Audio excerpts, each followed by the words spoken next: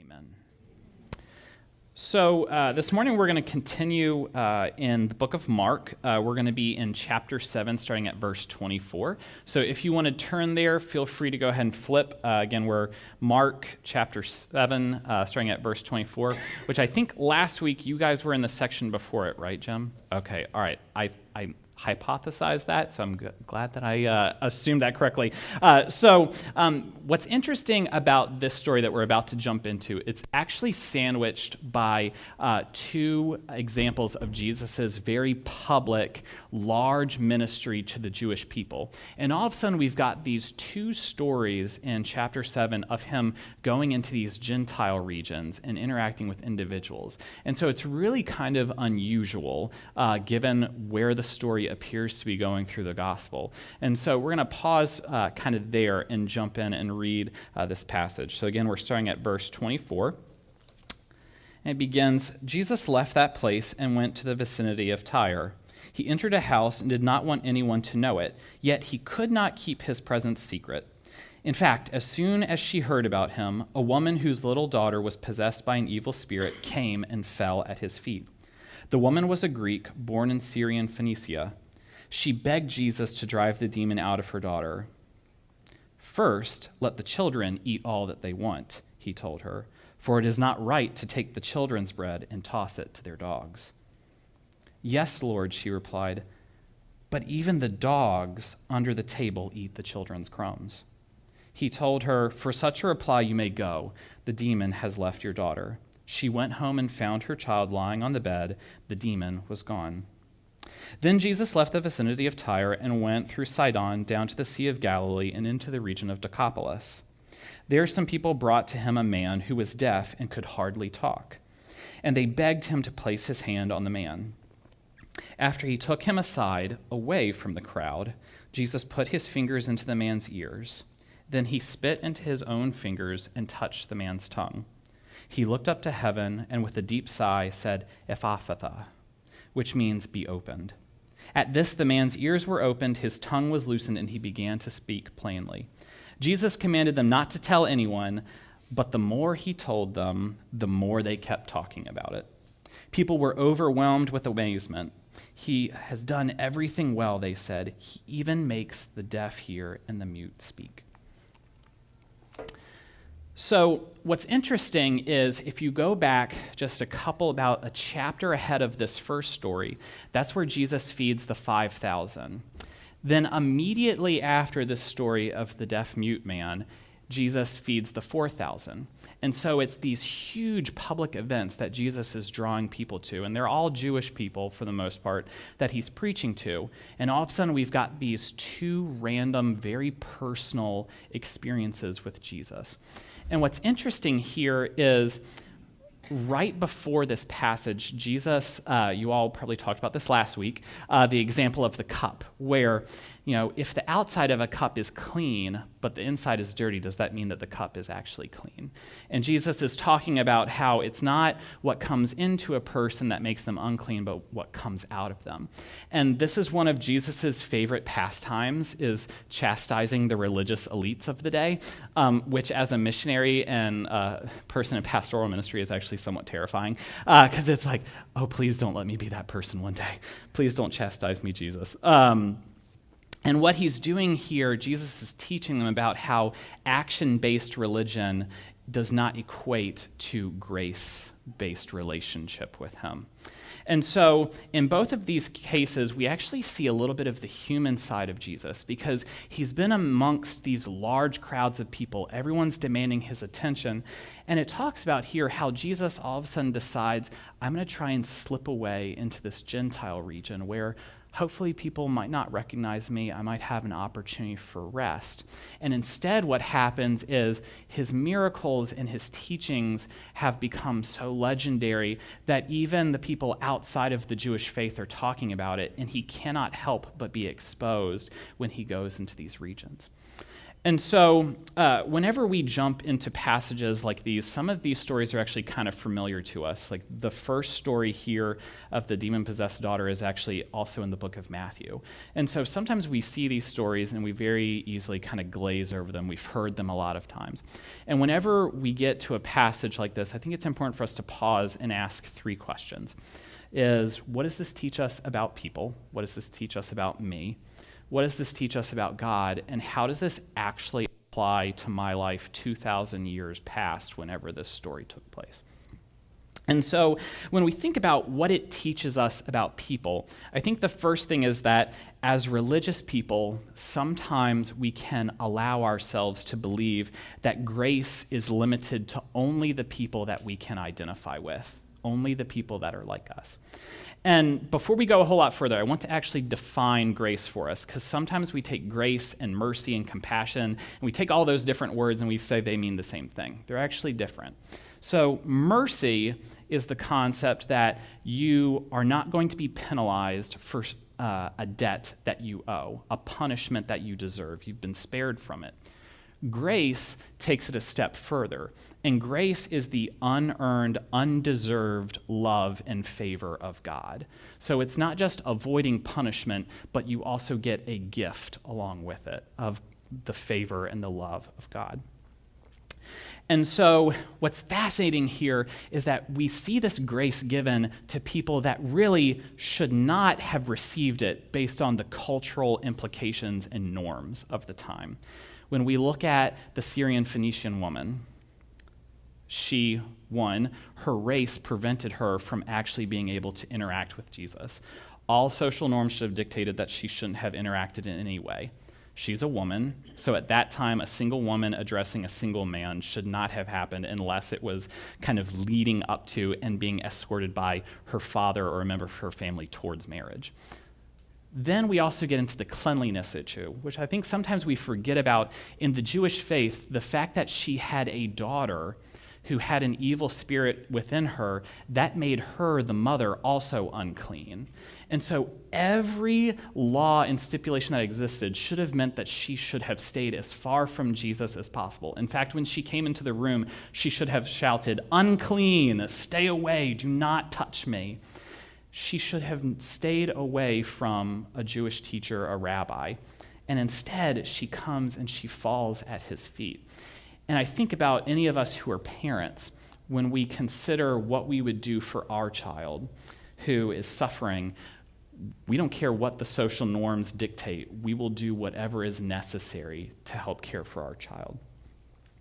And here we see a really interesting response, because usually Jesus is the one who is teaching us what is really the best and the ideal. And when you read this passage, sometimes it can seem like Jesus is really rebuking this woman and talking down to her because of her gender, her ethnic background.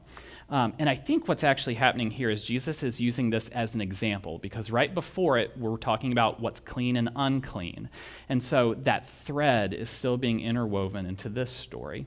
And Jesus looks at her and says, "It's not fair for me to take the gift that is to be given to the children of Israel, the chosen people of God, and to give it to you, a Gentile woman. It just doesn't make sense. They must receive this first."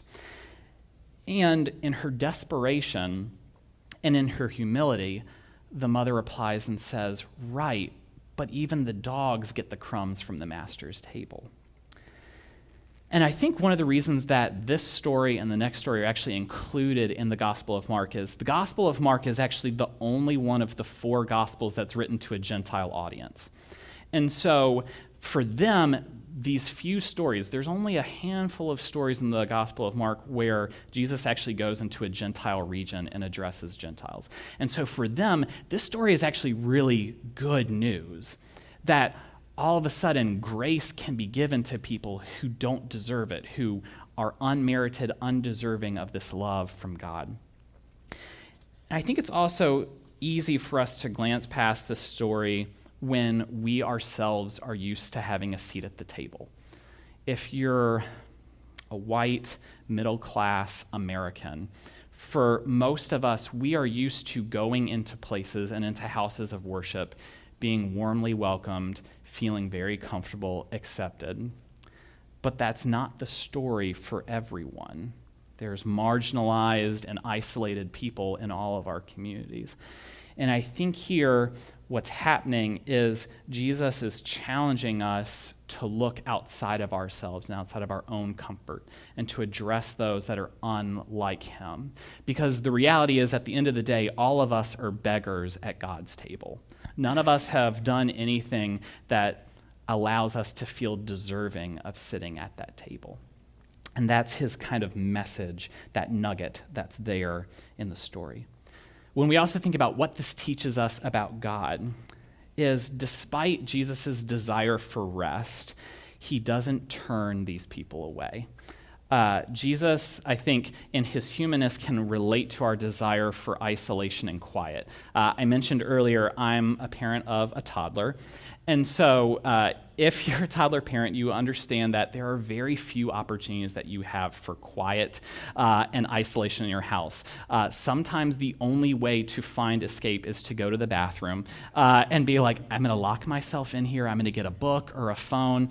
And then inevitably what ends up happening is just when you feel like, okay, it's quiet, then you hear that pitter-patter of the feet coming, and then the hand arrives on your knee. And it's like, I just want to go to the bathroom. Like, don't touch me.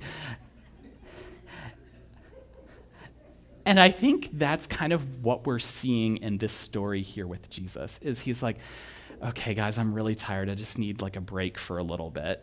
And then all of a sudden, here we come along, like, Jesus, we still need you. And he's like, okay, all right. I love you enough to not need that rest. I will put that aside and I will care for you.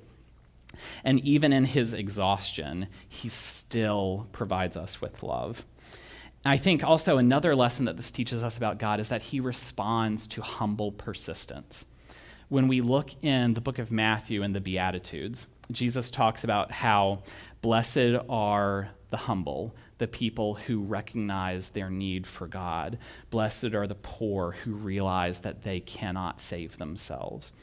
And here we see that both with the woman and with the deaf-mute man, in that they recognize, I cannot change my circumstance on my own. I require someone greater than me to do it. And tied into that is that God's goodness eclipses our merit. In the interchange that happens between the woman and Jesus, what's happening there, what she's telling Jesus is, please give me what I don't deserve because I know you're good. Please give me what I don't deserve because you are good. If God's goodness was dependent upon our likeness, our ability to look like him and be like him, then none of us would be saved. Jesus actually wouldn't be a savior, he would be a condemner. And even though these people were not Israelites, Jesus still gave them his blessing and grace all the same. And so when we apply this to our modern lives, that part gets a little tricky, because I doubt most of us, if we were to spit onto our fingers and touch a random person's tongue, I don't think it would go this well. Probably would be a little more awkward than what happens in this story. But one of the places that I think we can draw inspiration in actual practice is that compassion always must come before expectation, performance, or perfection. Jesus, he doesn't put any stipulations on the healing before it happens. Now, we see after the deaf-mute man, he's like, be sure that you don't tell anybody about this. And they're like, okay. And then they run out and tell everybody. But before he heals both him and the daughter, he doesn't put forth any stipulations. He doesn't say, you have to go and get your life right. You need to give to this charitable organization. You need to give to this church. You need to do whatever. He just takes them as they are and gives them grace. And I think in the church, we often place those behavioral expectations on people when they come to us. And rather than approaching faith and a journey of faith and becoming like Christ, instead of looking at it like a marathon, we look at it like a sprint. And it's, okay, well, you've accepted Jesus, you've begun a relationship with him. Here's the following things that you must do in order to look like him. I believe that our entire lifetime, however long we have from the moment that we encounter Jesus until we pass and move on to the next, that we are each being progressively made more and more in his likeness. Sometimes that's like a roller coaster where we're moving really quickly, and other times we have real challenging seasons, and it seems like growth is really slow. Right now, in the work that I do with teenagers, I see that every day. There's some students where you meet them for the first time, you share the gospel, and like that, they say, yes, I want that. The average person has to hear the gospel explained to them clearly and succinctly at least 25 times before they decide to accept Jesus as their Savior. And so in these interactions that I'm having with students, some of them I know I will have conversations with them, I will clearly explain things, and some of them I will never see come to faith in the time that I know them. Some of them may do it when they get to college. Some of them may come to faith as adults. Some of them may not in this life. And for me, that is challenging because I want to see them know and experience the love of God now, because their life would be so much easier. But for some of us, that takes time to know and experience Christ. I think we're also called to encounter and engage with people who are marginalized and who are isolated, and those who are excluded. Jesus, in both of these stories, he stopped, recognized the people, and engaged with them away from the crowds to really focus on those individuals. Right now, my wife and I were involved in this church. It's called a dinner church. And so every week we have a free community dinner. There's about 50 to 60 of us that gather every week. And the whole concept of it is you go into a community that is hurting. We call them sore neighborhoods. So whether it's they're in financial poverty, food poverty, relational poverty, you go into these places that are in desperate need of someone to pour in and to love. And as a result, you see this wide range of people that are homeless, young families, young retirees, people who at their core are seeking something. They need something. And for me, one of the most beautiful examples of how this is what Jesus' ministry actually looked like was our son Asher. You've seen pictures of him. He's almost 2. He doesn't stop moving.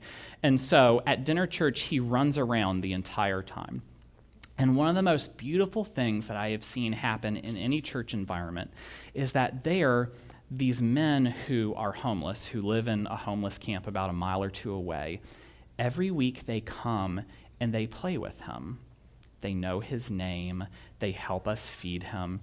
And what's beautiful about that is when you think about most of us, especially young parents, if we see someone on the street that we don't know, our natural reaction is to say, no, I'm going to bring you over here. We're going to walk on the other side of the sidewalk, and we're going to keep you away from this person because we don't know them. Through this church experience, we've begun to see the same men every week come, and we see them on the street corners throughout the week. We know their names. And what they have now received kind of unofficially is the blessing and the opportunity to interact with an age of our population. There's a joy and an unblemished side to children that doesn't exist once they get older. And they've been denied that opportunity, many of them for years, to be able to experience kind of the love and affection of a child. And to see them come every week and to get excited, to know, like the weeks when Asher isn't there, they're like, oh man, I'm like, I'm equally fun. Like, I'll run around and smear food on my face, like whatever we need to do.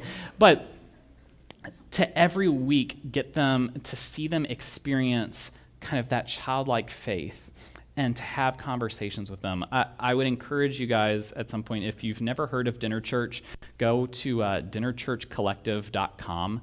It's a great resource, beautiful community that exists in that. And then the last thing I would say for us to remember is that no one is unloved by God. It doesn't matter what our story is, where we've come from, who we've been in the past, who we are now, who we will be in the future. God's love for us is unchanging. And if you have never experienced the true love of God that's found through a relationship with Jesus, I hope that you will ask questions, that you will turn to your neighbor, you'll ask Pastor Jim, you will ask those around you, what is it like to have that relationship with Jesus where you are both fully known for all of your mess, and yet you are also fully loved because of your mess? Because it's our mess that actually draws us to Jesus. It's our desperation and our need that draws us into relationship, and not our perfection or our performance, but the things that make us jagged, the things that hurt us are what actually draw us into relationship with him. So with that, I'm going to close us in a time of prayer, and then I invite our worship team to come back up and close us in a time of worship.